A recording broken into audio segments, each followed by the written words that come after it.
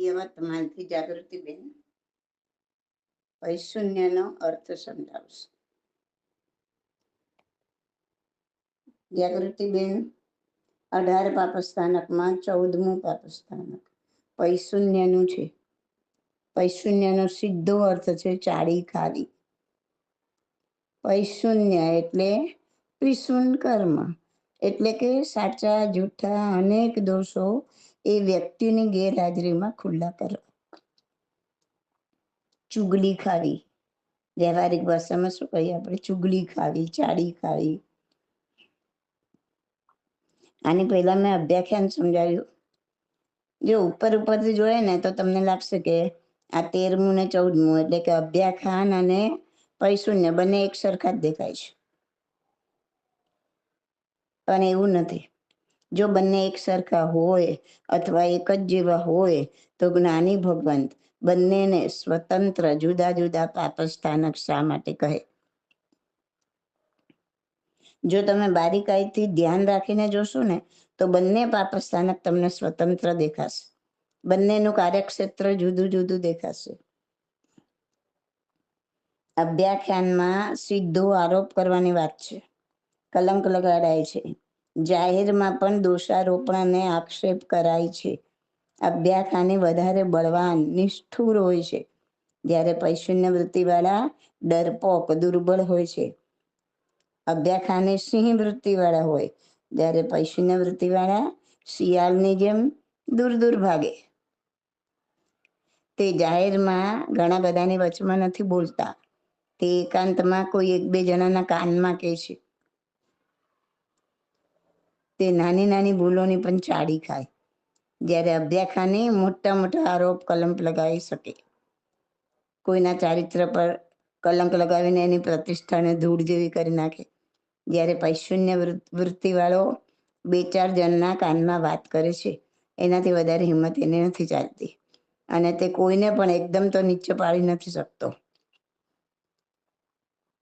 અભ્યાખ્યાનીમાં ક્રોધ, માન, દ્વેષ આ ત્રણેય અધિક માત્રામાં હોય, અને વૈશૂન્ય વૃત્તિવાળામાં માયા, કપટ અને લોભ એ અધિક માત્રામાં હોય.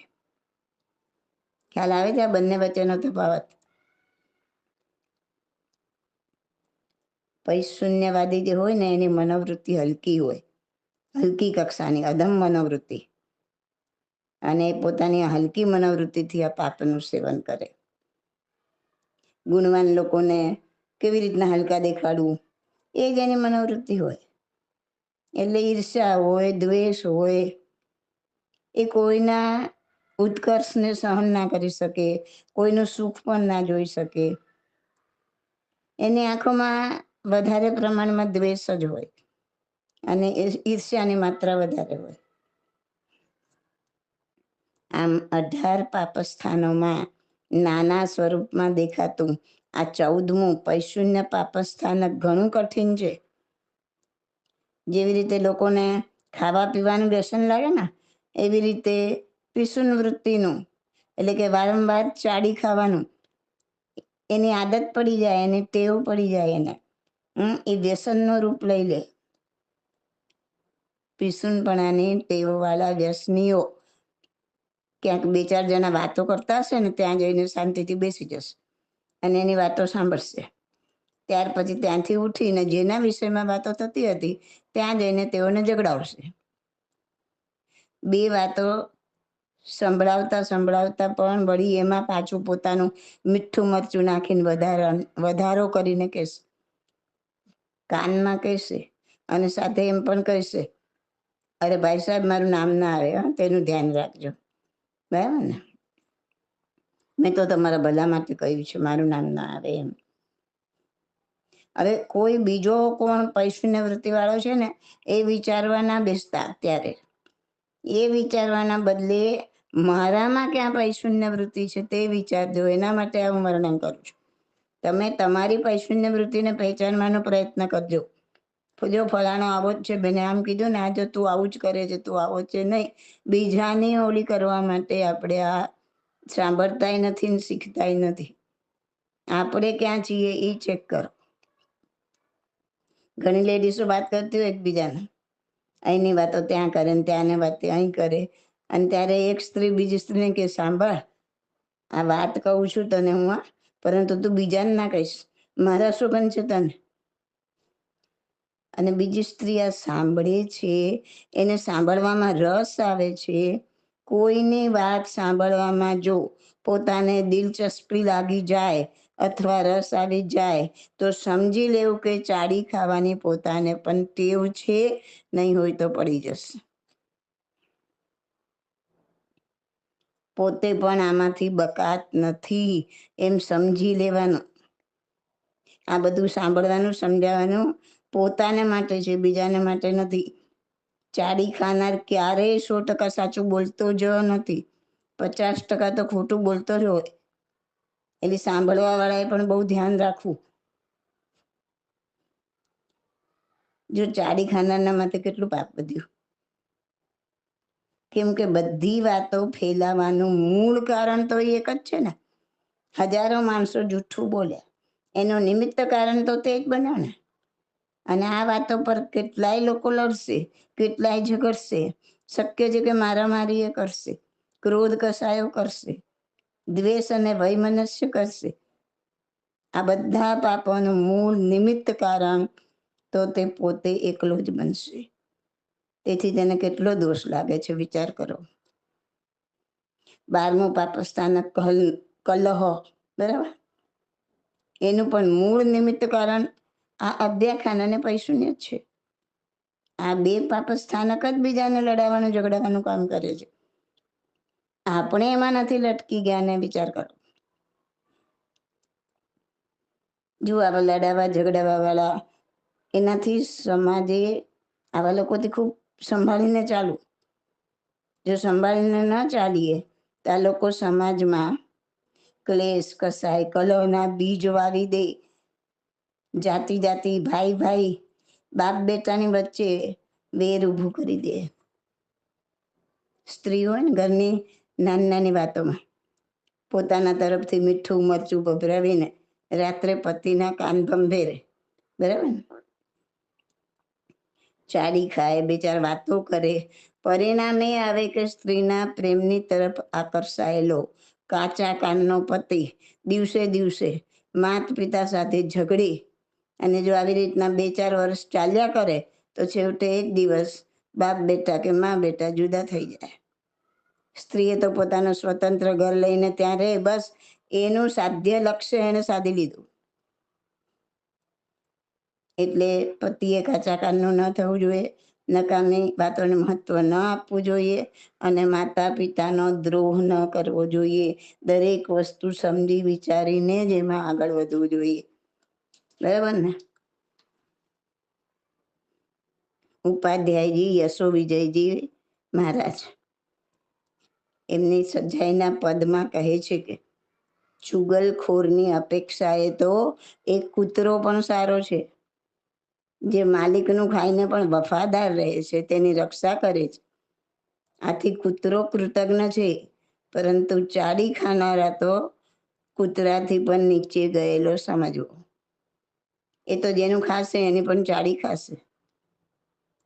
એટલે પૈશુન્ય વૃત્તિવાળા દગલબાજ ગણાય.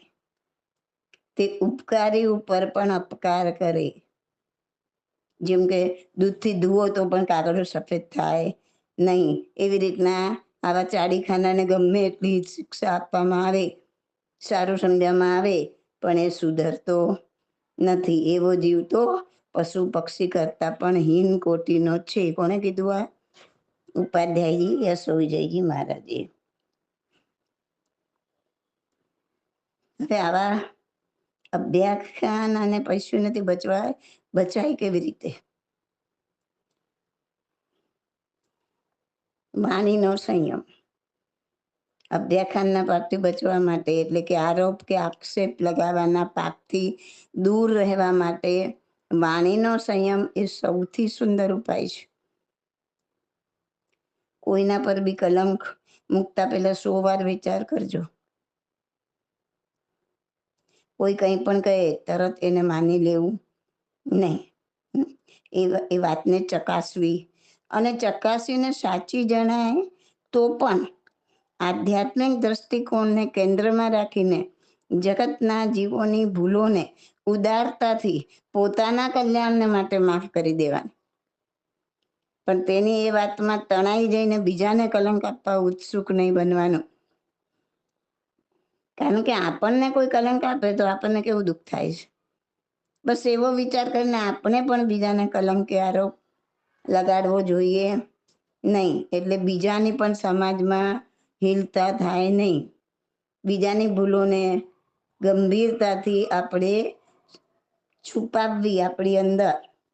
આપણે આપણી ભૂલોને કેટલી સિફતથી છુપાવીએ છીએ. બસ બધા જ આત્મતુલ્ય બની જતા, બધા મારા આત્મા જેવા જ છે, કોઈ અલગ નથી. એમ જો બધા આત્મતુલ્ય બની જાય તો બીજાની ભૂલોને ગંભીરતાથી છુપાવવાનું સરળ થઈ જાય. આવી ઉત્તમ ભાવના વાળો જીવ આવું હલકું પાપ ક્યારે પણ કરે નહીં, કરી શકતો પણ નથી. અને બાળપણથી જો બાળકોને આ સંસ્કાર આપવામાં આવે અને બાળપણથી જો ગંભીરતા ગુણને કેળવવામાં આવે તો સમજી લેવું કે એ બાળકમાં મહાન બનવાની ક્ષમતા રહેલી છે, બીજ પડેલું છે. હવે માત્ર સિંચનની જરૂર છે. અને બીજાના દોષોને જાણ્યા પછી જો મૌન સેવવામાં આવે, આ બહુ ઇમ્પોર્ટન્ટ છે. બીજાના દોષોને જાણ્યા પછી જો મૌન સેવવામાં આવે તો એનો કોઈ જુદી જ અસર થાય છે. મૌન એ મોટામાં મોટો ઉપદેશ છે. મૌનની પણ ભાષા છે અને યોગ્ય જીવોમાં એની ચોક્કસ અસર થાય છે.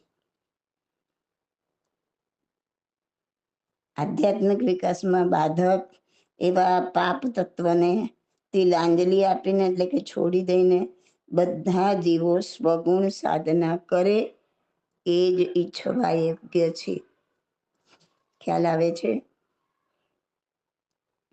આ પૈશુન્ય વૃત્તિ છે ને ઘણા ગુણોને ઢાંકી દે છે. આ પૈશુન્ય વૃત્તિ ધરાવતો અને એ પ્રકારના પાપો સેવતો જીવ આ લોક અને પરલોક બંને બગાડે છે. આ લોકમાં અપયશ પામે છે, લોકોથી વિમુખ થાય છે, અને પરલોકમાં અશુભ કર્મના વિપાકો ભોગવીને દુઃખી થાય છે. પૈશુના પણ આનું પાપ એકલું નથી ભોગવાતું.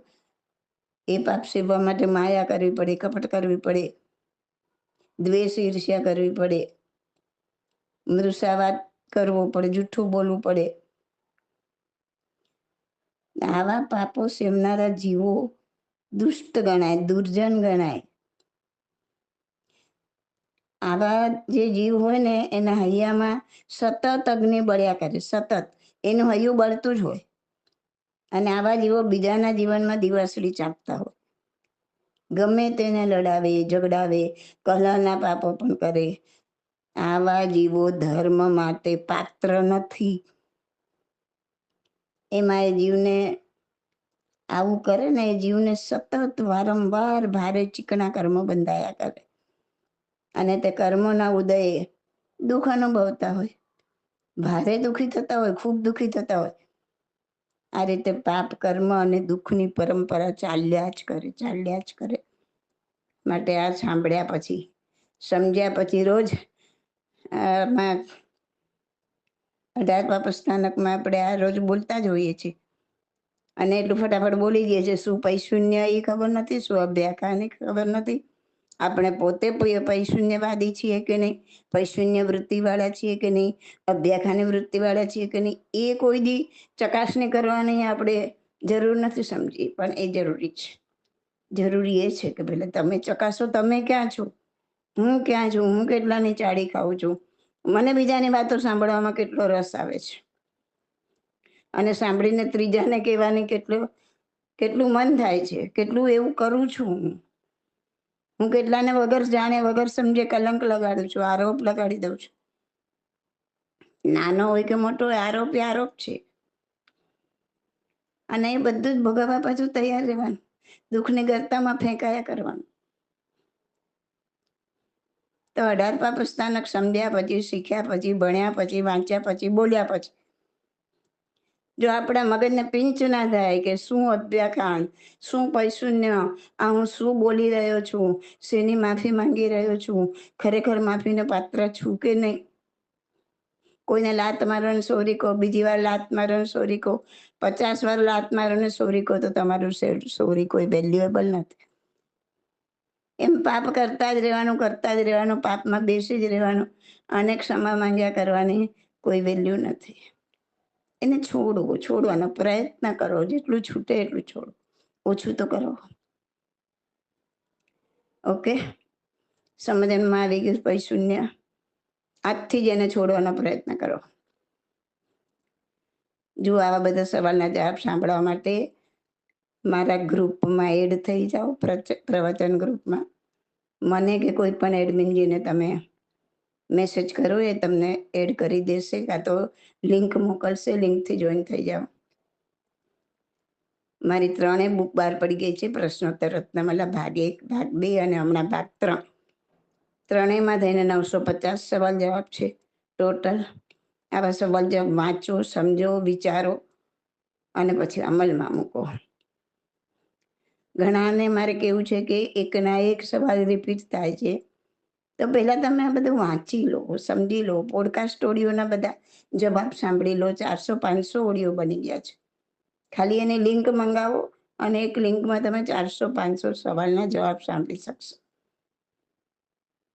અને સાંભળ્યા પછી, સમજ્યા પછી, ભલે ટાઈમ ના હોય તો રોજનો એક સવાલ વાંચશું કે 2 વાંચશું, બસ એટલું નક્કી કરો. ઘણાના મને ફોન મેસેજ આવે કે અમે બુક અમારી ઓફિસ બેગમાં જ રાખીએ છીએ અને રોજ 2 સવાલ મિનિમમ વાંચવા, એવું પ્રતિજ્ઞા કરી છે. કોઈ દિવસ કારણસર રહી ગયો તો બીજા દિવસે 4 વાંચી લઈએ, તો આમ જ આગળ વધાશે. એમને નહીં હવે નથી ટાઈમ, ને રહી ગયું, આજે રહી ગયું, કાલે રહી ગયું, એમ કરતાં કરતાં જવાનો દિવસ આવી જશે, પુસ્તક અહીં જ રહી જશે. જે વાંચવા જેવું છે એના માટે મન મક્કમ કરી અને એમાં આગળ વધો. Okay, this audio is by Subodhi Masaliya. My contact number is 88500 88567.